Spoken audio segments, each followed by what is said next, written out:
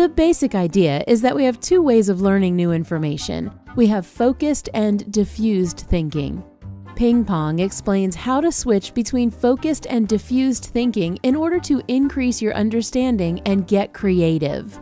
Wearing tiny shorts and grunting is optional. Focused learning works by looking at a problem set and trying real hard to get it.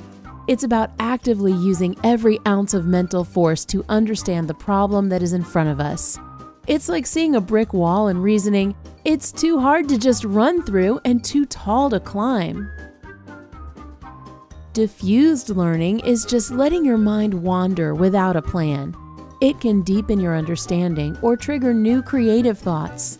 With diffused learning, your mind might say, "Hey, why don't we tie a bunch of balloons together and just float over it?" Both processes are important to maximize your understanding of a problem you're facing. To truly optimize your learning, play ping pong between the two. Focus, relax, focus, relax, focus, relax.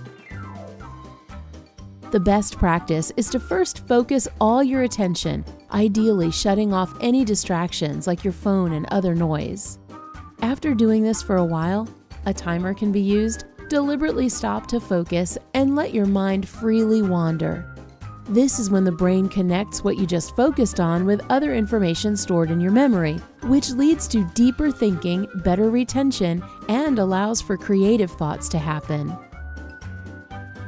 Painter Salvador Dali was using the ping pong technique. After a round of focused work, Dali sat on his armchair to think and doze off. In one hand, he held a big key, and the moment he fell asleep, the key dropped.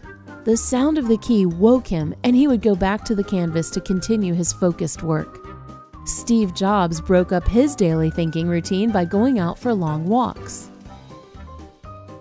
The ping pong technique can be useful to study for tests. Start with the most difficult problem. Once you get stuck, switch to a more simple one. While doing the easier problem, your brain will keep the difficult problem in its working memory. Without conscious thought, your brain will look for connections and try to make sense of the initial, more difficult problem. Once you are done with the easy problem, go back to the difficult one. Maybe it wasn't as difficult as you thought. Please use the comment section below to let us know if you find this technique useful, and subscribe to our YouTube channel to receive updates.